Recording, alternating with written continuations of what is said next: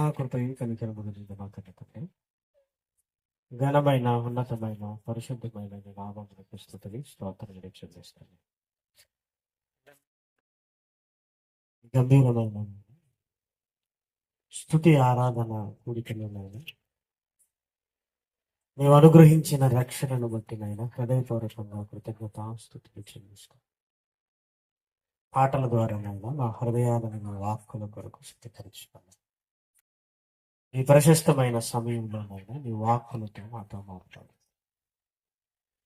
హృదయాలు కదిలింపబడినట్లుగా, రక్షణ సునాదమునైనా నీ పిల్లలు వినట్లుగా, రక్షణలో నీ పిల్లలు కొనసాగునట్లుగానైనా నీ కృపతోనైనా మమ్మల్ని బలపరిచి దాసుడమైన నన్ను కృపతో జ్ఞాపకం చేసుకోండి. శక్తి కలిగిన నీ మాటలు చెప్పగలిగే సామర్థ్యాన్ని అనుగ్రహించండి. ఈ రాత్రి నీకు మహిమకరముగా సంఘమునకు క్షేమావృద్ధిని కలిగిస్తూ ప్రతి కుమారుడు కుమార్తె దీవించబడినట్లుగా వారి కుటుంబాన్ని ఆశీర్వదించబడినట్లు గొప్ప ఉజ్జీవాన్ని కలిగించి మమ్మల్ని కోరుకుంటూ మమ్మల్ని మీరు మీ ఆత్మ సహాయానికి అప్పగించుకోవచ్చు. క్రీస్తు నామం నీకు అర్థం అడిగి వేడుకుంటున్నాము తండ్రి, ఆమేన్. ప్రేమన దేవుని దేవుని మహాకృపను బట్టి, ఆయన ఉన్నతమైన ప్రేమను బట్టి పరలోకమందున్న తండ్రిని స్తుతిస్తూ క్రీస్తు పేర కృతజ్ఞతాస్తుతులు చెల్లించుచున్నాను. స్థానిక సంఘ కాపరి గారు శామ్యూల్ రాజు గారికి, మరి ఆయా ప్రాంతాలలో పరిచయం చేస్తున్న దైవ సేవకులందరికీ, దేవుని పిల్లలైన మీ అందరికీ కూడా క్రీస్తు పేర శుభములు వందనములు తెలియజేసుకుంటూ, సమయం 9:15 వస్తుంది. 10 గంటలకు నేను చేస్తాను. ఈ 40-45 నిమిషాలు దేవుని వాక్యం వైపుకు మన హృదయాలను మళ్ళటం. దేవుని వాక్యం ఎలాంటిదంటే, ఏకాగ్రతతో విన్నప్పుడు వాక్యపు శక్తిని, వాక్యపు మాధుర్యాన్ని మనం పొందుకోగలం. ఆహారం నాలిక మీద ఉన్నప్పుడు ఎలా రుచిగా ఉంటుందో, దేవుని వాక్యము మన ఆలోచనలో ఉన్నప్పుడు దాని శక్తిని మనం అనుభవిస్తాం. దేవుడు మాట్లాడటానికి ఒక నోటినిచ్చి వినడానికి 2 చెవులను ఇచ్చాడు. ఎందుకు వినడానికి 2 చెవులను ఇచ్చాడంటే, ఏ మాట నా పిల్లలు పోగొట్టుకోకూడదు, నా పిల్లలు ఎక్కువగా నా మాటలు వినాలి, తక్కువగా మాట్లాడాలి. అందుకే మాట్లాడటకు నిదానించాలి, వినుటకు వేగిరపడాలి అని లేఖనాలలో మనకు కనపడుతుంది. కాబట్టి పరిశుద్ధ గ్రంథంలోనికి వెళ్ళి యోహాను సువార్తలో వ్రాయబడిన ఒక చక్కటి మాటను ఈ రాత్రి కాలపు వేళ మనం అందరము కలిసి ధ్యానించడానికి ప్రయత్నించేద్దాం. యోహాను సువార్త 1వ అధ్యాయము 14వ వచనాన్ని దయచేసి చూడండి. యోహాను సువార్త 1వ అధ్యాయము 14వ వచనం. ఆ వాక్యము శరీరధారి అయి కృపా సత్య సంపూర్ణుడుగా మన మధ్య నివసించును. యోహాను గారు యేసుక్రీస్తు పుట్టుకను గురించి వ్రాస్తూ ఒక ఆలోచించే విషయాన్ని పొందుపరుస్తున్నట్లుగా మనం చూడగలం. మహనీయుడైన యేసుక్రీస్తు పుట్టుక మత్తయి సువార్త, మార్కు, లూకా, యోహాను సువార్తలలో కూడా వ్రాయబడింది. కానీ మత్తయి సువార్త, మార్కు సువార్త, లూకా సువార్తలలో వ్రాయబడినట్లుగా యోహాను సువార్తలో వ్రాయబడలేదు.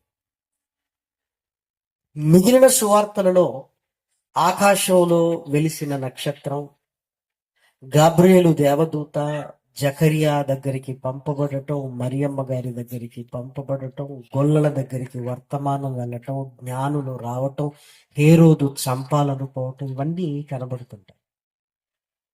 కానీ యోహాను సువార్తలో ఇవేవి మనకు కనపడవు. జ్ఞానుల ప్రస్తావన కావచ్చు, గొల్లల ప్రస్తావన కావచ్చు, ఇవేవి కనబడవు. కానీ యేసు క్రీస్తు పుట్టుకను గురించి మాత్రం యోహాను గారు రాశాడు.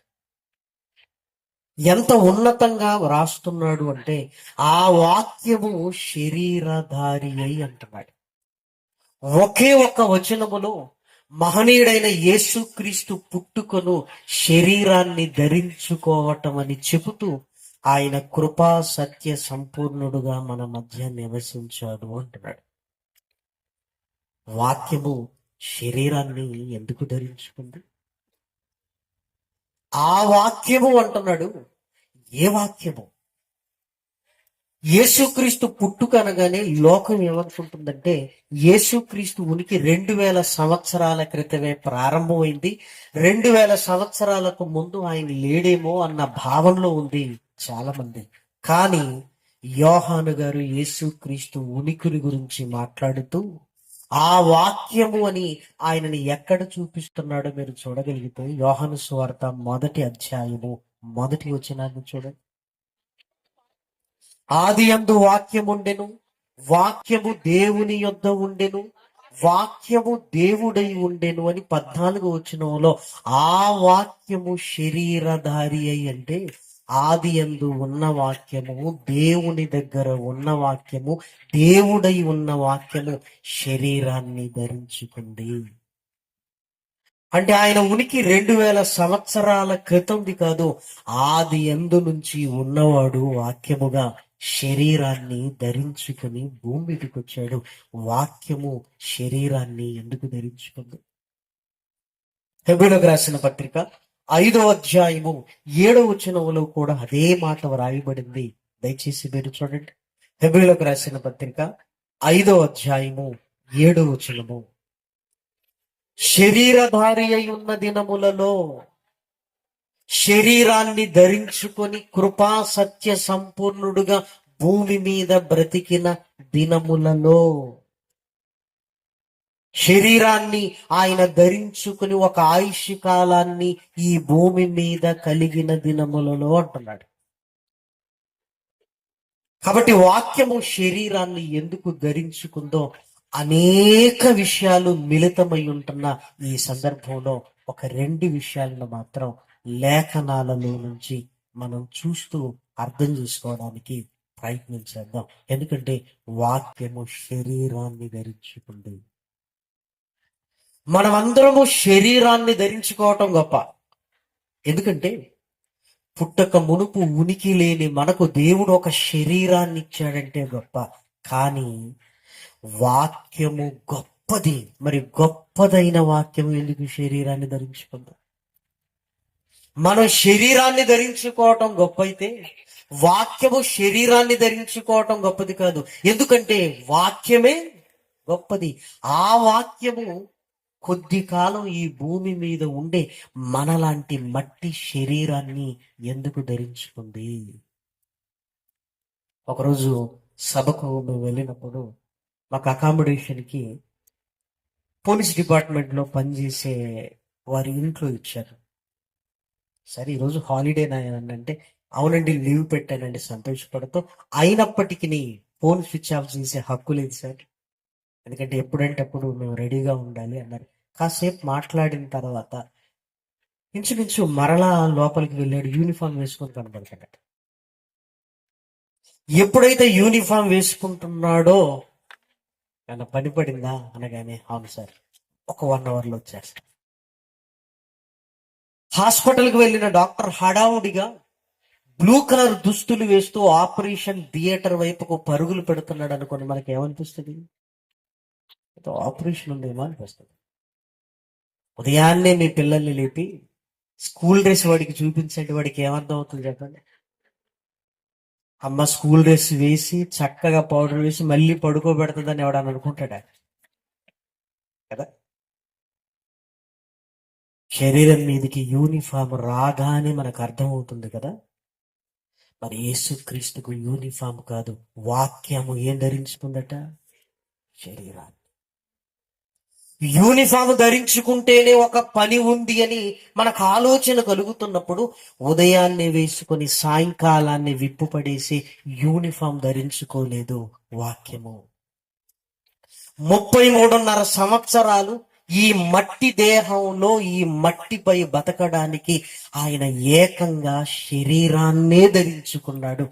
యూనిఫామ్ వెనుక ఒక ఉద్దేశం ఉన్నప్పుడు యేసుక్రీస్తు శరీరాన్ని ధరించుకోవటం వెనుక ఎంత బలమైన కారణం ఉండాలి, ఎంత బలమైన కారణం ఉండాలి.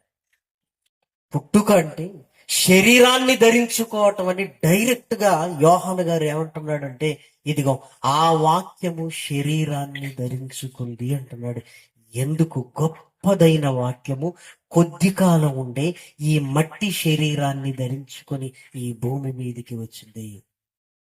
హెబ్రీయులకు రాసిన పత్రిక 2వ అధ్యాయం, హెబ్రీయులకు రాసిన పత్రిక 2వ అధ్యాయము 14-15 వచనాలను దయచేసి చూడండి. కాబట్టి ఆ పిల్లలు రక్త మాంసములు గలవారైనందున ఆ ప్రకారమే మరణం యొక్క బలము గలవానిని, అనగా అపవాదిని మరణము ద్వారా నశింపజేయుటకును, జీవిత కాలమంతయు మరణ భయము చేత దాస్యమునకు లోబడిన వారిని విడిపించుటకు ఆయన కూడా రక్త మాంసములలో పాలివాడాయను. ఏలయనగా ఆయన ఎంత మాత్రమును దేవదూతల స్వభావమును ధరించుకొనక అబ్రహాము సంతాన స్వభావము ధరించుకుని ఉన్నాడు. కావున ప్రజల పాపములకు పరిహారము కలుగజేయుటకై. యేసుక్రీస్తు ఎందుకు ఈ మట్టి శరీరంలోనికి రావలసిన అవసరత ఏర్పడింది అంటే, అంతకంటే ముందు రక్త మాంసములు కలిగిన మనము పాపములోనికి ఈడవబడ్డాం, మరులు కొల్పబడ్డాం, చీకటిలోనికి వెళ్ళిపోయాం, చావును ముద్దాడే స్థితిలో మానవ సమాజం ఉంది. ఎందుకంటే మరణములోనికి వెళ్ళింది పాపం వల్ల. చాలా మంది క్రైస్తవ సమాజంలో మాటలు వింటూ, ఏమండి పాపము పాపమని మీరు మాట్లాడుతుంటారు, అది ఎందుకు అంత తీవ్రమైంది అని చాలా మందికి అర్థం కాక, పాపం తప్ప వీరు దేని గురించి మాట్లాడరేమో అన్న భావనతో ఉంటారు. కానీ మనిషి జీవితాన్ని నాశనం చేసేది, కుటుంబాన్ని చిన్నాభిన్నం చేసేది, మనిషిని నరకంలోనికి నడిపించేది భయంకరమైన పాపం. పాపం. దాని ప్రభావం మన కుటుంబాల మీద ఎలా పడుతుందో, మన కుటుంబాలను ఎలా నాశనం చేస్తుందో మనకు తెలియకపోవటం వల్ల వాళ్ళు ఏదో మాట్లాడుకుంటారు అని మనం అనుకుంటుంటాం. కానీ ఒక్కసారి ఆ పాపపు ప్రభావాలను కుటుంబాలలోనికి వెళ్ళి చూస్తే అది ఎంత ప్రమాదకరమైనదిగా పరిణమించిందో ప్రపంచంలో ఆలోచించగలిగితే, దాని కొరకు ఆయన శరీరాన్ని ధరించుకోవలసిన అవసరత ఏర్పడింది అంటే అది ఎంత ప్రమాదకరమైనది. ఒకరోజు ఒక పెద్ద ఆయన వచ్చి ఏమనంటే పాపము రక్షణ అంటారు ఎందుకండి అన్నాడు.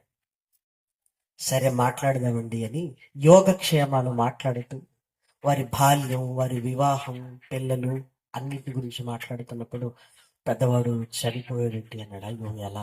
యాక్సిడెంట్లో చనిపోయాడు. ఎందుకు జరిగింది అన్నాడు. కొంచెం ఇబ్బంది పడుతూ, వాడు తాగి డ్రైవ్ చేశాడండి అన్నాడు. తాగి డ్రైవ్ చేశాడు. అప్పుడు నేను అన్నాను, ఒకవేళ తాగకపోతే బ్రతికేవాడా అన్నాడు. బ్రతికేవాడు సార్. ఆ తాగటమే పాపం. అప్పటి వరకు యాక్సిడెంట్లో చనిపోయాడు నా కొడుకు అన్న ఆలోచనతో ఉండేవాడు. ఇదిగో ఆ రోజు తాగి నడపటాన్ని బట్టి యాక్సిడెంట్ అయింది. యాక్సిడెంట్ అనేది మీరు అనుకున్నారు, కానీ తాగటం అనేది పాపం. ఆ పాపం వల్ల ఆ మత్తులో ఏం జరిగిందంటే ప్రమాదం జరిగింది. మీ కొడుకు మీకు దూరం అయ్యాడు. ఇప్పుడు ఆలోచించండి, మీ కొడుకు మీకు దూరం అవ్వటానికి కారణం ఏంటి? యాక్సిడెంట్ వరకు ఆలోచించారు, కాస్త ముందుకు ఆలోచించండి అనగానే తాగుడు. ఆ తాగుడు పాపం. అప్పటి వరకు ఏదో పాపం పాపం అన్న ఆలోచన, కానీ వీళ్ళు మాట్లాడుతున్న పాపం నా కుటుంబంలోనే నా కుమారుణ్ణి నాకు దూరం చేసిందంటే అమ్మో అది చాలా భయంకరమైనది. అది చాలా భయంకరమైనది. మీ నాన్నగారు ఎలా చనిపోయారు అని అడిగారు. మా నాన్నగారికి కాస్త ఊపిరితిత్తులకు సంబంధించింది వచ్చింది అన్నాడు. ఎందుకు వచ్చింది అన్నాడు. ఆయనకు సిగరెట్ అలవాటు ఉండేదండి అన్నాడు. ఆ సిగరెట్ తాగటమే పాపం. ఒకవేళ సిగరెట్ తాగకపోతే పరిస్థితి ఏంటి అంటే బ్రతికేవాడేమోనండి. నీ నాన్నను దూరం చేసింది పాపం, నీ కొడుకును దూరం చేసింది పాపం. ఏ కుటుంబపు చరిత్రను చూసినా దీని ఆనవాళ్ళు లేని కుటుంబం ఏమైనా ఉందా? దీనివల్ల నా కుటుంబం ఇబ్బంది పడలేదన్న చరిత్ర గతంలోనికి వెళ్ళి చూసినా, వర్తమాన పరిస్థితులను చూసినా, రాబోయే కుటుంబాలను గురించి ఆలోచించిన ఒక కుటుంబం నాశనంలోనికి వెళుతుంది అంటే కాదా? ఈలోపు ఇంకోవాడు వచ్చింది, అయ్యా మరి నా కుటుంబ పరిస్థితి ఏంటి? నా కుటుంబ పరిస్థితి ఏంటి? ఆర్థికంగా చాలా ఇబ్బందుల్లో ఉన్నాము. ఏం చేస్తాడమ్మా నువ్వు? ఆయన, అయ్యా ఇదిగో ఆ జూదాలని, ఆ బెట్టింగ్లని పోగొట్టుడయ్యా మొత్తం. అమ్మా అది పాపం. సకల దుర్నీతియు పాపము. అప్పటి వరకు ఆవిడేమనుకుంటుందంటే ఏదో ఈ చెడు అలవాటు వల్ల ఇలా జరుగుతుంది అని. కానీ ఆ చెడు అలవాటును పరిశుద్ధ గ్రంథపు వెలుగులోనికి తీసుకుని వస్తే పాపం. అది లేకపోతే అమ్మో, ఈ రోజు మేము ఇల్లు కట్టుకునేవారు, ఈ రోజు నా పిల్లలు బాగా చదువుకునేవారు, నా కుటుంబం ఇలా ఉండేది కాదు అంటే నీ కుటుంబం ఈ స్థితిలో ఉండటానికి ఆ పాపపు అలవాటు నీ కుటుంబాన్ని ఎంత నాశనం చేసిందో చూడు. ఏమండి, ఒకరిద్దరిని గురించి ఆలోచిస్తేనే ఇలాంటి పరిస్థితులు కనబడుతున్నప్పుడు, ప్రపంచంలో ప్రతి వ్యక్తిలోనికి పాపం వెళ్ళి ప్రతి కుటుంబం నాశనానికి వెళుతున్నప్పుడు, నరకానికి జోగుతున్నప్పుడు, ఆనందమే హృదయాలలో లేనప్పుడు మనిషిని ఆ పాపములో నుంచి బయటికి తీయటం అనేది అవసరం. ఏమండి, పాపంలో నుంచి బయటికి రావటం అంటే ఏదో మతంలోనికి వెళ్ళటం కాదు. నీ కుటుంబాన్ని, నిన్ను ఇదిగో ఒక భద్రతలోనికి తీసుకుని రావటం. ప్రియమైన వాళ్ళారా, ఒక భద్రతలోనికి తీసుకొని రావటం, ఒక భవిష్యత్తును గురించి నువ్వు ఆలోచించటం, నీ కుటుంబాన్ని నువ్వు స్వాధీనపరుచుకుంటూ ఒక ఉన్నతమైన జీవితాన్ని కోరుకోవటం. ప్రియమైన దేవుని పిల్లలారా, ఇలానే ప్రపంచమంతా మునిగిపోతే పరిస్థితులు ఎలా ఉంటాయి? రోమీలకు రాసిన పత్రికలో వ్రాయబడిన మాటను మీరు చూడగలిగితే, రోమీలకు రాసిన పత్రిక 3వ అధ్యాయము 23వ వచనాన్ని దయచేసి చూడండి.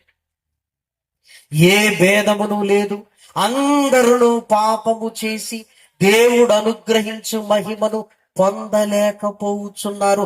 అందరూ పాపము చేసి. ఈ పాపము ప్రతి వ్యక్తిలోనికి వచ్చింది, కుటుంబంలోనికి వచ్చింది, సమాజములోనికి వచ్చింది. ఏ ఒక్కరును లేని స్థితిలో దానికి లోనైపోయి నాశనానికి జోగుతున్నప్పుడు, చీకటిలో మగ్గుతున్నప్పుడు, గాఢాంధకారములో ఉన్నప్పుడు ఆయనే దిగి రావలసిన అవసరత ఏర్పడింది. ఆ వాక్యము శరీరాన్ని ధరించుకుని ఈ భూమి మీదకి రావలసిన అవసరత ఏర్పడింది. ఏమంటే వాక్యములానే రావచ్చు కదా. శరీరాన్ని ఎందుకు ధరించింది అంటే, ఈ పాపములకు పరిహారము కావాలి అంటే పవిత్రమైన రక్తాన్ని చిందించాలి.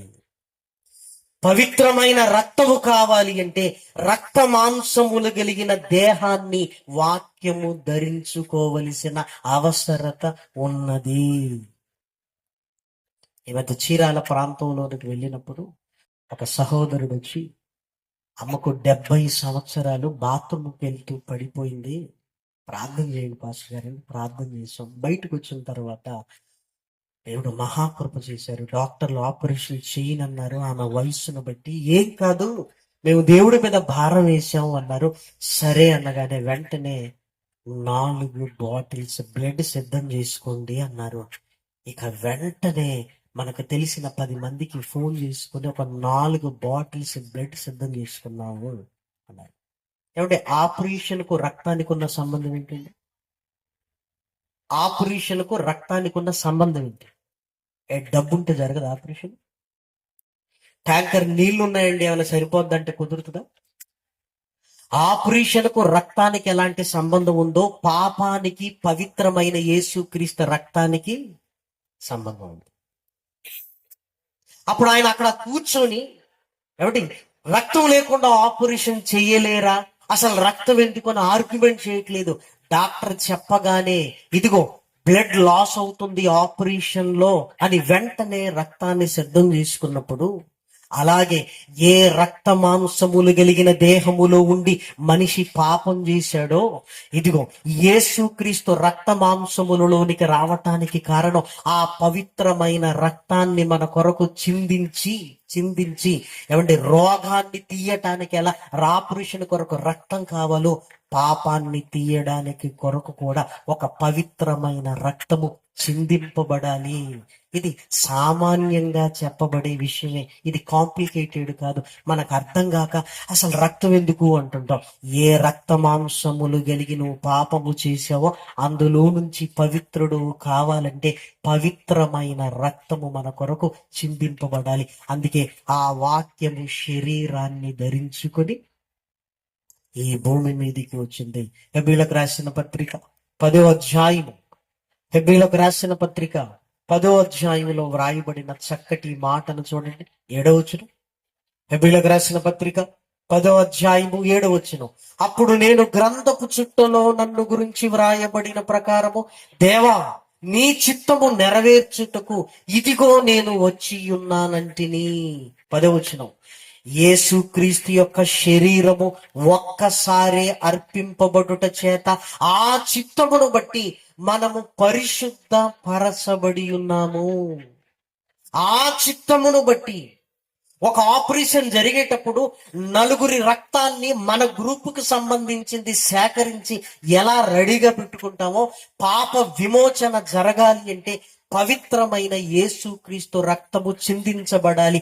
ఆయనదే ఎందుకు చిందించబడాలి అంటే అందరూ ఏ భేదము లేదు, అందరూ పాపము చేసి, అంటే భూమి మీద పవిత్రమైన రక్తము లేదు.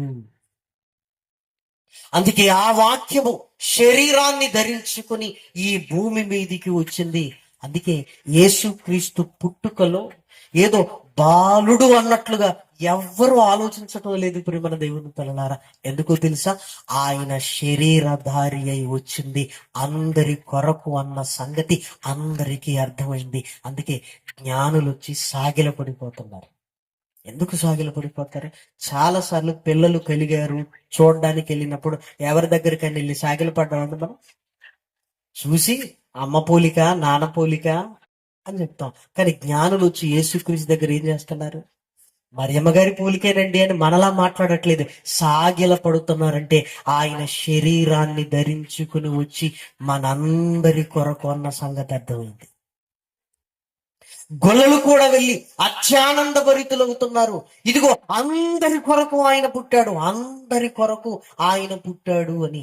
అంటే ఆయన శరీరాన్ని ధరించుకుని వచ్చింది పాప విమోచన మనకు కలిగించడానికి, శాప విమోచనలో నుండి మనల్ని బయటికి తీసుకుని రావటానికి. మన వారలారా, క్రిస్మస్ అనేది ఇదిగో రక్షణకు గుర్తు. యేసుక్రీస్తు శరీరాన్ని ధరించుకుని నా రక్షణ కొరకు మన పాత రోత జీవితాన్ని సమాధి చేసి మరలా జన్మించగలిగే స్థితిలోనికి మనల్ని తీసుకొని రావటానికి మన కొరకు ఆ వాక్యము శరీరధారి అయి ఈ భూమి మీదికి వచ్చింది. ప్రేమన దేవుని పిల్లలారా, క్రిస్మస్ అంటే సంతోషమే, అందులో ఎలాంటి అభియోగం లేదు. కానీ ఆ సంతోషము రక్షణ ఆనందము, రక్షణ ఆనందం ప్రేమన దేవుని పిల్లలారా. కాబట్టి ఆయన శరీరాన్ని ఎందుకు ధరించుకున్నాడు అంటే మన పాప విమోచన కొరకు ఆయన పవిత్రమైన రక్తాన్ని చిందించి రక్షకుడుగా ఈ లోకాన్ని ఉద్ధరించడానికి ఆయన భూమి మీదికి వచ్చాడు ప్రేమన దేవుని పిల్లలారా. రెండో విషయాన్ని కూడా జాగ్రత్తగా మనం ఆలోచించగలిగితే, ఆదాము యవన కాలంలో పుట్టాడు, మరి యేసుక్రీస్తు కూడా యవన కాలములోనే వచ్చి ఒక 10 days అలా ఉండి వెంటనే రక్తాన్ని చిందించి మరణించి తిరిగి లేచి పరలోకానికి వెళ్ళిపోగలడు కదా. ఎందుకు పుట్టాలి? 33.5 సంవత్సరాలు ఆయన ఎందుకు బ్రతకాలి? ఆదాము యవన కాలంలోనే ఏదేనుల్లో కన్నాడు దేవుడు. యేసుక్రీస్తు కూడా యవన కాలంలోనే వచ్చేసి వెంటనే తన పవిత్రమైన రక్తాన్ని చిందించి మరణించి తిరిగి లేచి పరలోకానికి వెళ్ళిపోగలడు. కానీ ఆయన ఎందుకు శరీరాన్ని ధరించుకుని ఒక తల్లి గర్భంలో పుట్టి ఎదిగి తన యవన కాలపు పవిత్రమైన రక్తాన్ని చిందిస్తున్నాడు? ఎందుకు ఆయన ఆ బాల్యాన్ని కలిగి ఉన్నాడు, ఆ యవనాన్ని కలిగి ఉన్నాడు, ఆ శరీరాన్ని ఎందుకు ధరించుకుంటున్నాడో రెండవ విషయాన్ని లేఖనాలలోనికి వెళ్ళి చూడగలిగితే, పేతురు గారు రాసిన మొదటి పత్రిక, పేతురు గారు రాసిన మొదటి పత్రిక 2వ అధ్యాయం, పేతురు గారు రాసిన మొదటి పత్రిక 2వ అధ్యాయము 22వ వచనాన్ని దయచేసి చూడండి. ఆయన పాపము చేయలేదు, ఆయన నోటను ఏ కపటమును కనబడలేదు, ఆయన దూషింపబడి బదులు దూషింపబడలేదు. 21, క్రీస్తు కూడా మీ కొరకు బాధపడి మీరు తన అడుగుజాడల యందు నడుచుకొనున్నట్లు మీకు మాదిరి ఉంచిపోయెను. ఆయన అడుగుజాడలలో మనం నడవాలి. మనకు మాదిరి ఆయన ఏ విషయంలో మనకు మాదిరి అంటే, వెంటనే ఆయన ఏ పాపము చెయ్యలేదు, ఆయన నోట ఏ కపటము లేదు అంటున్నాడు. అంటే పాపము చెయ్యకుండా ఉండటానికి ఆయన అడుగుజాడలలో నడవాలి. అంతేకాదు ఆయనను మాదిరిగా మనం పెట్టుకోవాలి. చాలా మంది మనం మాట్లాడుకుంటున్నప్పుడు ఒక ఉద్యోగస్తుని చూసి నిరుద్యోగి ఏమనుకుంటాడంటే, వాళ్ళకేంటండి నెల కాగానే శాలరీ పడుతుంది, హ్యాపీ అనుకుంటాడు. అదే మాట అప్పుడప్పుడు అంటుంటారు కూడా. మీకేంటండి హ్యాపీ, ఉదయాన్నే వెళ్ళిపోతారు, సాయంకాలం వస్తారు, నెల కాగానే శాలరీ పడిపోద్ది అంటే ఆయన ఏమంటాడు తెలుసా? నా బాధ ఏంటో మీకు తెలియదు, నాలాంటి ఉద్యోగం మీకు చేస్తే మీకు తెలుస్తుంది. ఒక హాలిడే కొరకు నిలబడి వాళ్ళను బ్రతిమిలాడి వీళ్ళను బ్రతిమిలాడి, ఇదిగో ఒక్క హాలిడే కొరకు ఎంత కష్టపడాలి, ఇగో తగ్గించుకొని బ్రతిమిలాడాలయ్యా. ఆయన చెబితే అర్థం కాదులేండి, నా ఉద్యోగం నీకు వస్తే తెలిసేది అంటాడు. ఇప్పుడు ఉద్యోగస్తుడు రోజువారీ పని చేసుకుంటున్న వాళ్ళని చూసి మీదే పెట్టండి, ఎవరి దగ్గర తల దించవలసిన అవసరత లేదు, ఎప్పుడంటే అప్పుడు వెళతారు, ఎప్పుడు వద్దనుకుంటే హ్యాపీగా ఇంట్లో ఉంటారు, మిమ్మల్ని అడిగేవాడే లేడంటే. ఆయన ఏమంటాడంటే, నా కష్టాలు కన్నీళ్ళు మీకేం తెలుసు అంటాడు. అంటే ఎవరి కష్టం వారికి గొప్పగా కనపడుతుంది. ఇంకొకరికి అర్థం కావాలి అంటే, నా స్థితిలోనికి వస్తే నీకు తెలిసేదన్న మాట అన్ని చోట్ల మనం వింటున్నాం. ఇంట్లో భార్యతో కూడా ఉదయం నుంచి సాయంకాలం వరకు ఏం చేస్తున్నావు అన్నాం అనుకోండి, ఆమె కూడా ఏమంటారో తెలుసా? ఏం చేస్తున్నానో మీకు తెలియాలంటే ఒకరోజు ఇంట్లో ఉంటే మీకు తెలుస్తుంది. ఎన్ని గంటలకు లేస్తున్నాను? 5 గంటలకు. ఎన్ని గంటలకు పడుకుంటున్నాను? 11. నువ్వు వెళ్ళగానే ఖాళీగా ఉంటున్నానా? ఇల్లు దుడవాలి, వంట చేయాలి, పిల్లలు చూసుకోవాలి, ఎన్ని పనులు. ఇంట్లో పనులు కూడా ఊరుతున్నట్టుగా ఉంటాయండి, ముగించినట్టుగా ఏ రోజు ఉండదు, ఊరుతుంటాయి పనులన్నీ. చివరికి ఆమె కూడా నా స్థితిలో నువ్వు ఉంటే నీకు తెలిసేది. పిల్లవాడిని కూడా కోపంతో స్కూల్కి వెళ్ళడానికి ఏమైంది అంటే, వాడు కూడా నువ్వు రా తెలుస్తుంది. ఎందుకు? ఆ హోంవర్క్లు, ఆ అడగటాలు, కర్రబట్టుకుని టీచర్ రావటాలు, ఏది బాధ నాకు అనుకుంటాడు. నువ్వు రామ్మ నీకు తెలుస్తుంది, పొమ్మంటున్నావు కదా నువ్వు అంటే. చివరికి వాడు కూడా నా స్థితిలో ఉంటే నీకు తెలుస్తుంది అన్నప్పుడు పాపంలో ఉన్న మనల్ని పవిత్రంగా బ్రతకండి అని, పరలోకంలో ఆయన సింహాసనం మీద కూర్చోండి పవిత్రంగా బ్రతకండి అంటే మానవ నైజంతో ఏమంటామో తెలుసా? ఏమంటాం చెప్పండి? మీకు అర్థమైపోయింది. ప్రభువా, పాపం లేని పరలోకంలో నువ్వుండి పాపం ఉన్న చోట నన్ను పెట్టి పాపం చేయొద్దంటవా?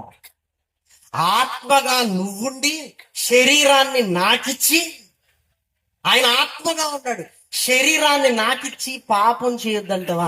నా స్థితిలో ఉంటే నీకు తెలుస్తుంది.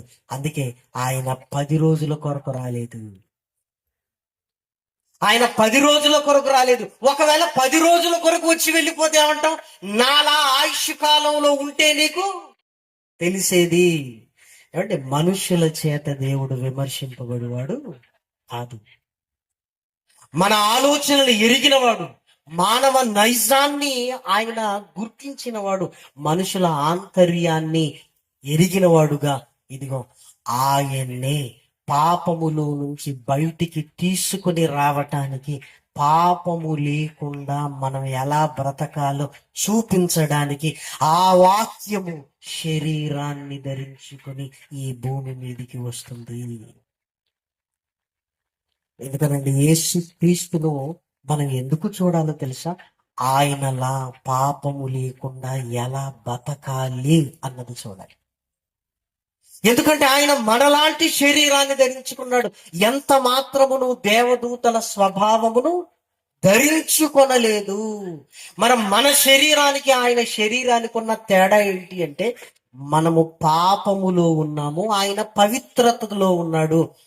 మిగిలిన శరీరము పాపము చేసే అవకాశం ఉన్న శరీరములోనే ఆయన ఉన్నాడు. ప్రేమన వారలారా, కానీ ఏ పాపము చెయ్యలేదు. అంటే విమోచింపబడిన తర్వాత నాలా మీరు బ్రతకాలి అని ఒక మాదిరిని 33.5 సంవత్సరాలు ఆయన ఉంచాడు. పాపము చేసే అవకాశం ఉన్న ఆ యవన కాలములోనే పాపము చేయకుండా ఉండి శిలువ మరణాన్ని పొందాడు. ఆయన అడుగుజాడల్లో నడవాలి.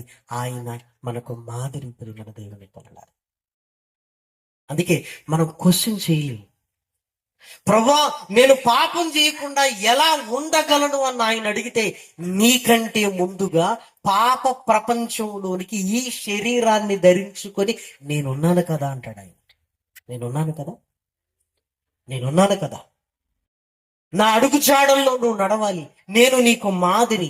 అంటే పాపములో నుంచి బయటికి తీసుకొని రావటానికి, పాపము లేకుండా మనల్ని బ్రతికించడానికి వాక్యమయ్యున్న, దేవుడయ్యున్న, దేవుని దగ్గరున్న, ఆది యందున్న ఆ వాక్యము శరీరాన్ని ధరించుకొని కృపా సత్య సంపూర్ణుడుగా మన మధ్య నివసించాడు. ప్రియమైన వారలారా, హెబ్రీయులకు రాసిన పత్రిక 2వ అధ్యాయంలో రాయబడిన మాటను దయచేసి చూడండి. 18వ వచనం, తాను శోధింపబడి శ్రమ పొందెను గనుక శోధింపబడు వారికి సహాయము చేయగలవాడై ఉన్నాడు.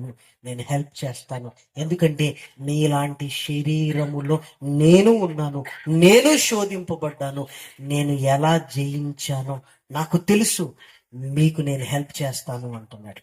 హెబ్రీయులకు రాసిన పత్రిక 4వ అధ్యాయము 15వ వచనాన్ని దయచేసి చూడండి. మన ప్రధాన యాజకుడు మన బలహీనతల యందు మనతో సహానుభవము లేనివాడు కాడు గాని సమస్త విషయములలోనూ మన వలనే శోధింపబడినను ఆయన పాపము లేని వాడుగా ఉండెను.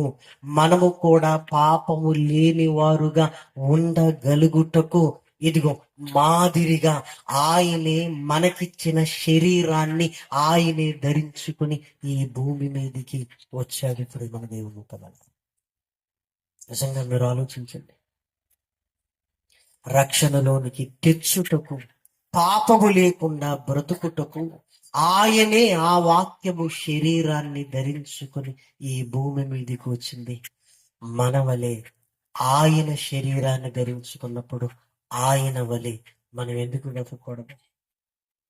ప్రభువా, నాలా నువ్వు మారిపోయావు, నాలా నా శరీరంలోనికి నువ్వు వచ్చావు.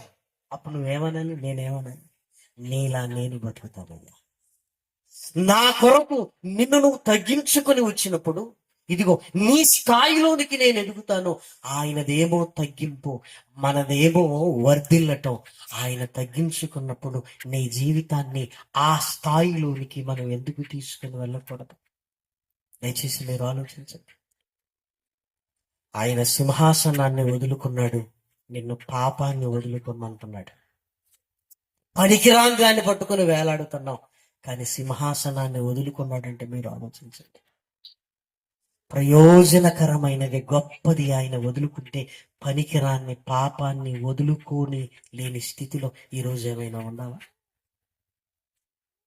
ఆయన నీ కొరకు వచ్చినప్పుడు ఆయన కొరకు నువ్వు నిలబడగలిగే స్థితిలో నేను ఉండగలుగుతున్నావా? ప్రభువా, నా కొరకు నీవైనప్పుడు నీ కొరకు నేనయ్యా.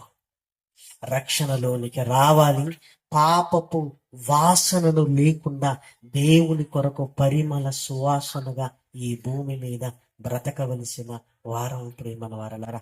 తన శరీరముతో మనకు మాదిరిగా ఆయన ఉంచిపోయాడు. చాలా కాలం క్రిందట ఆఫ్రికా దేశంలో ఒక మిషనరీ వెళ్ళి సాయంకాలం అందరినీ కూర్చోబెట్టి, ఈరోజు యేసుక్రీస్తు యొక్క గొప్ప లక్షణాలను చెప్తాను నేను. రేపటి దినం ఆయన ఎవరు అనే ఆలోచన వాళ్ళలో కలుగుతుంది. ఆయన యేసుక్రీస్తు అని రివీల్ చేస్తాను అని, యేసుక్రీస్తుకున్న గొప్పతనాన్ని, ఆయన తగ్గింపును, ఆయన ప్రేమను, ఆయన జాలి, ఆయన కరుణను గురించి అనర్గళంగా వివరించి చెబుతున్నాడు. చాలా మంది చక్కగా వింటున్నారు. చాలా సంతోషం వేసింది. సేవకుడు ప్రసంగం అంతా అయిపోయింది. రేపు కూడా రండి అని మాట్లాడుకుంటున్నారు. సేవకుడు చాలా సంతోషిస్తూ, హృదయంలో దేవుడు ఈరోజు వాక్యాన్ని ఫలింపచేశాడు అనగానే అందరూ గుసగుస మాట్లాడు. వెంటనే డౌట్ వచ్చి ఏంటి అన్నది. ఇందాక ఒక ఆయన గురించి మీరు చెప్పారు కదా. అవును, చెప్పాను. ఆయన ఎవరు రేపు చెప్తాను అన్నాడట. ఆయన ఎవరో మాకు తెలుసు అన్నాడట. ఏంటి, ఆయన ఎవరో మీకు తెలుసా? అవును, ఇప్పుడు మీరు చెప్పిన లక్షణాలన్నీ ఆయనకున్నవండి అన్నాడట. అసలు మీకు తెలిసే అవకాశం లేదు. ఆయన బెత్లెహేములో పుట్టాడు, కలవరి కొండపై ప్రపంచం కొరకు ఆయన మరణించాడు, సమాధి చేయబడ్డాడు, తిరిగి లేచాడు. మీకు తెలిసే అవకాశం లేదు అన్నారంటే, ఆయన సమాధి మా దగ్గరే ఉంది అన్నారట. షాక్ అయిపోయాడు. అదేంటి, వాక్యము ఫలించింది అనే సంతోషంతో నేనుంటే ఆయన సమాధి ఇక్కడ ఉన్నటువంటి లేదు, అసలు ఆయన సమాధి ఇక్కడ ఉండే అవకాశము లేదు. ఎందుకంటే ఆయన ఎక్కడో తూర్పు దేశాన యూదయ ప్రాంతంలో బెత్లెహేములో ఆయన పుట్టాడు. అయినా ఆయన సమాధిలో ఆయన లేడు. 3వ దినమున తిరిగి లేచాడు. కలవరి కొండపై ఆయన రక్తాన్ని చిందించాడు మనందరి కొరకు అంటే, లేదండి, మీరు అబద్ధం చెబుతామని మేము అనుకోవట్లేదండి, మేము కూడా అబద్ధం చెప్పలేదు. సేవకుడైన మీతో మేము అబద్ధం చెప్తామా? మీరు వస్తే ఆ సమాధి చూపిస్తాను అన్నాడు. సరిపదండి. ఈయన మనసులో వేగంగా ఏంటి అసలు ఏం జరుగుతుందో అర్థం కావట్లేదు. వెళ్ళక ఆ దూరంగా ఒక శ్మశానం ఉందంట. ఇదిగో అక్కడికి వెళితే ఇదిగో ఆ 3వ సమాధి అయింది అనగానే గబగబా వెళ్ళి అదంతా క్లీన్ చేసి, ఈ సమాధి ఎవరిది అని వెతుకుతూ చాలా సేపటి తర్వాత చిన్న చిన్న అక్షరాలు కనబడుతున్నాయట, నేమ్ ప్లేట్ల. అవన్నీ శుభ్రపరిచి చూస్తే డేవిడ్ లివింగ్స్టన్ అని ఉందట. డేవిడ్, ఆ సేవకుడు అక్కడ చాలా సేపు ఇచ్చాడట. ఎందుకు? నేను చెప్పిన ప్రభు లక్షణాలు కలిగి ఈ ప్రాంతంలో బ్రతికిన వ్యక్తి ఎవరు? David Livingstone. నేను యేసుక్రీస్తు ఉన్నతమైన లక్షణాలను చెబుతుంటే వీళ్ళకి ఎవరు గుర్తొచ్చారు? David Livingstone గుర్తొచ్చారు. అంటే నా ప్రభు యొక్క లక్షణాలను కలిగి ఈ ప్రాంతములో నాకంటే ముందు వచ్చి ఇదిగో నా ప్రభువును చూపించిన వ్యక్తి ఎవరంటే డేవిడ్ లివింగ్స్టన్. అప్పుడు చెప్పాడట, ఇదిగో నేను చెప్పిన లక్షణాలు కలిగిన వ్యక్తి ఈయన. కానీ ఈయన ఎవరిని బట్టి బతికాడో తెలుసా? ఆయన యేసు క్రీస్తు. నిజంగా మీరు ఆలోచించండి. మంచితనాన్ని గురించి మాట్లాడుతుంటే సమాజానికి మనం గుర్తొస్తున్నామా? క్రిస్మస్ దినాలలో నన్ను చాలా ఇబ్బంది పెట్టిన ఒక విషయం ఏంటో తెలుసా? ధ్యానిస్తున్నప్పుడు, ప్రభా నీ పేరు చెప్పుకొని బతుకుతున్నావు నాయన, నీలా బతకటం లేదేమో. నీ పేరు చెప్పుకొని బతుకుతున్నావా మేమంతే, నీ కోరికేంటి? నీలా బతకాలి. నీ పేరు చెప్పుకుంటేనే ఎంత బతుకున్నప్పుడు నీలా బతికితే, నీ పేరు ఉచ్చరిస్తేనే ఎంత సంతోషం కలుగుతున్నప్పుడు నీలా బతికితే. క్రిస్మస్ అనేది ప్రభు పేరు చెప్పుకుని వదిలేయటం కాదు ప్రేమను వారులారా, ప్రభువులా నిన్ను నిలబెట్టేది, రక్షణలోనికి నిన్ను తీసుకుని వచ్చేది, పాపములో నుంచి నిన్ను పవిత్రుడుగా చేసేది. అంతే కాదు, పాపములోనికి నిన్ను పడనివ్వకుండా ఆ శరీరాన్ని చూస్తూ ఆ అడుగుజాడలలో నడుస్తూ నీలో ప్రభువును సమాజానికి కనిపించేటట్లుగా చేసేది. సాత్వికాన్ని గురించి మాట్లాడుతున్నప్పుడు మా ఇంటి పక్క ఆయనలో ఈ లక్షణం ఉందండి అని మనల్ని గురించి ఎవరైనా మాట్లాడుతున్నారా? మనం ప్రభుని గురించి చెప్పటమే తప్ప ప్రభువుని గురించి చెప్తే మనం ఎక్కడ జ్ఞాపకం వస్తున్నాం అంటే మనం ఎక్కడ జ్ఞాపకం వస్తున్నాం. పౌలు గారు ఏమన్నాడు తెలుసా? జీవించుచున్నది పౌలను నేను కాదు, నాలో క్రీస్తు. నేను క్రీస్తును పోలి నడుచుకున్న ప్రకారము మీరును నన్ను పోలి నడుచుకొనుడి అంటున్నాడు. పౌలు గారు బాప్తిస్మంతో చచ్చిపోయాడు. తరువాత ఆయనలో బ్రతుకుతున్నది ఎవరంటే క్రీస్తు. ఈ క్రిస్మస్ దినాలలో క్రీస్తు నీలోనికి నాలోనికి వచ్చి ఎన్ని సంవత్సరాలైంది? అన్ని సంవత్సరాలలో ఆయనలో ఎప్పుడు మారగలుగుతున్నాం? లోకంలో ఉన్నవాన్ని పాపాన్ని విడిచిపెట్టునా అంటున్నాం. విడిచిపెట్టిన మనం మరలా మరలా పాపంలో పడుతూనే ఉన్నాం. లోకంలో ఉన్నవాడు విడిచిపెట్టి రావాలి. పాపాన్ని విడిచిపెట్టిన మనం ఇదిగో పాపము చేయకుండా ప్రభు స్థితిలోనికి మనం మారిపోవాలి. ప్రేమన దేవుని పిల్లలారా, అందుకే 33.5 సంవత్సరాల శరీరాన్ని ధరించుకొని ఇదిగో నా అడుగు జాడల్లో మీరు నడవండి, నేను మీకు మాదిరి అన్నాడు. ఆయనను చూడకుండా ఎవరిని చూసినా ఏం కనపడుతుందో తెలుసా? ఏదో పాపం. ఆ పలాని వాళ్ళిలా, పలాని వాళ్ళిలా, పలాని వాళ్ళిలా. కానీ నా ప్రభువును చూస్తే ఆయనలో ఏ పాపము లేదు. ఆయనను చూస్తున్నప్పుడు ఇదిగో ఆయనలా బ్రతకాలి. అప్పుడు ఆ ప్రజలందరూ ఇదిగో డేవిడ్ లివింగ్స్టనే ఆయనను బట్టి బతికాడు ఇంత గొప్పగా. ఆయనంత గొప్పవాడు. ఆయన మరణం నుంచి తిరిగి లేచిన మహనీయుడు, మహనీయుడు అని. కాబట్టి ప్రియమైన దేవుని పిల్లలారా, ప్రభు పేరు చెప్పుకుని బ్రతకటం కాదు, ప్రభువులా నువ్వు బ్రతకగలిగినప్పుడు ప్రభు నీలో ఆయన సారూప్యాన్ని సమాజానికి కనబరిచినప్పుడు నిజమైన క్రిస్మస్ ఆనందము మన హృదయంలో కుమ్మరింపబడుతుంది. ప్రియమైన దేవుని పిల్లలారా, అందుకే రాత్రి రక్షణకు దూరంగా ఉన్నవారు ఆలోచించండి. పాపం నీ జీవితానికి మంచిది కాదు, నీ కుటుంబానికి మంచిది కాదు, సమాజానికి మంచిది కాదు. దాని ప్రభావం ఎక్కడో ఒక దగ్గర నీ మీద పడుతూనే ఉంటుంది. మన హైదరాబాద్ లో ఒక తల్లిదండ్రులు ఫోన్ చేశారు, మా కొడుకు తీవ్రమైన అనారోగ్యం అన్నాడు. ఏంటి ఏంటి అంటే వాడికి మొబైల్ చూసే అలవాటు ఉంది అన్నాడు. మొబైల్ చూసే ఆ అలవాటు వల్ల ఏంటంటే, అలవాటు వల్ల మైండ్ అనేది సరిగా పని చేయని స్థితిలో వాడు హాస్పిటల్లో ఉన్నాడు. ఏమనుకుంటున్నా తెలుసు వాళ్ళు? ఉందంటే ఆ మొబైల్ వాళ్ళు చూడటం వల్ల అలా అయిపోయింది, మానేస్తే అయిపోదులే అనుకుంటున్నారు. కానీ అది పాపము. ఈ రోజు ఎక్కడ ఉన్నాడు? హాస్పిటల్లో ఉన్నాడు. చూసారు, తల్లిదండ్రులను పిల్లలకు ఎడబాపింది పాపము. ప్రియమైన దేవుని పిల్లలారా, దాన్ని చిన్నదిగా చూడకండి. దాన్ని చిన్నదిగా చూసినంత వరకు మన జీవితాలు బాగుపడవు. అది ఎంత పెద్దదంటే ఆ వాక్యము శరీరాన్ని ధరించుకుని భూమి మీదికి వచ్చి మనకు కొరకు ప్రాణం పెట్టి రక్తం ఇవ్వవలసినంత పెద్దది ప్రియమైన దేవుని పిల్లలారా. అందుకే ప్రభు వచ్చాడు. ఏమంటే రక్షణలోనికి వచ్చి బాప్టిజం తీసుకొని ఆయన కొరకు బ్రతుకుతుందా మనం. ఆయన శరీరధారిగా వచ్చింది కేవలం రక్షణలోనికి రావటం కోసమే కాదు, పాపము లేకుండా ఆయనను చూసి బ్రతకటం నేర్చుకోవడానికి. ప్రేమణ దేవుని పిల్లలారా, ఏదో ఒక రోజు ప్రభువుని గురించి చెబుతుంటే సమాజానికి నువ్వు జ్ఞాపకానికి వస్తున్నావంటే ఆ ప్రభు ఖచ్చితంగా నీలో నాలో ఉన్నాడని అర్థం. ప్రేమణ వాటిలారా, కాబట్టి ఆయన శరీరాన్ని ధరించుకుంది నీ కొరకు నా కొరకు. ఇదిగో ఈ శరీరంలో ఉన్నంత వరకు మనం ఆయన కొరకు బ్రతకాలి అని ప్రభు ప్రేమ బట్టి మమ్మల్ని అందరినీ కోరుకుంటూ ఈ మాటలు నేను ముగిస్తున్నాను.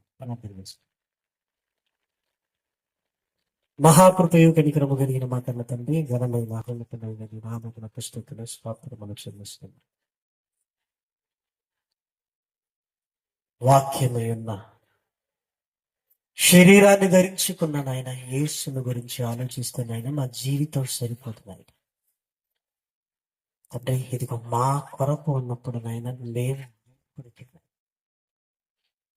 లేఖనాలలో ఉంటున్న ఆ స్పష్టతను నాయన అర్థం చేసుకుని నాయన నీ కొరకు బ్రతకగలిగి నీ కుమారుడైన యేసుక్రీస్తు సారూప్యములోనికి వెళ్ళగలిగే స్థితిని అనుగ్రహించండి. వెత్తబడిన వాక్యము నాయన నీ పిల్లల హృదయాలను ఫలింపచేయమని మమ్మల్ని కోరు తండ్రి. స్థానిక సంఘపు ఆలోచనను బట్టి నాయన ఈ రోజునైనా నీ పిల్లలందరితో కలిసి నాయన నీ జీవవాక్కులు ధ్యానించగలిగే భాగ్యాన్ని అనుగ్రహించిన తండ్రి, నీ ప్రేమకు నేను హృదయపూర్వకంగా కృతజ్ఞతాస్తుతులు చెల్లిస్తూ ఇలాంటి ఎన్ని కార్యక్రమాలు నాయన జరుగుతున్నాయో నాయన ప్రతి చోట నాయన మీరు మహిమపరచబడుతూ అనేకుల రక్షణలోనికి రాగలిగినట్లుగా నాయన నీ కార్యాన్ని జరిగించండి. ఎత్తబడిన వాక్యము నాయన నీ పిల్లల హృదయాలను ఫలింప చేయమని మమ్మల్ని కోరుకుంటూ వచ్చిన విశ్వాసులను, కుటుంబాలను, సేవకులను, కుటుంబాలను నాయన సంఘాలను నాయన తండ్రి ఈ రాత్రి కాలపు వేళ నాయన మరలా క్షేమముగా వారి గృహాలకు చేర్చండి నాయన తండ్రి. మరలా మేమందరము కలిసి నిన్ను స్తుతించి పర్యంతము వరకు నీ కృపలో నాయన మిమ్మల్ని గాయమని మిమ్మల్ని కోరుకుంటాం తండ్రి. మా కొరకు నాయన తండ్రి, మా పాప క్షమాపణ కొరకు నాయన మా బ్రతుకు నిమిత్తము శరీరాన్ని ధరించుకున్న వాక్యమును నాయన తండ్రి ఆ త్యాగమును నాయన మేము గుర్తిస్తూనైనా మా హృదయపూర్వకంగా కృతజ్ఞతాస్తుతులు చెల్లిస్తాం తండ్రి. రాత్రి కాలి వేళ నీకు మహిమను నాయన నీ రెండైన దేవులను మా అందరి మీద కుమరించమని కోరుతూ క్రీస్తు నామమున ప్రార్థన అడిగి వేడుకొనుచున్నాము తండ్రి.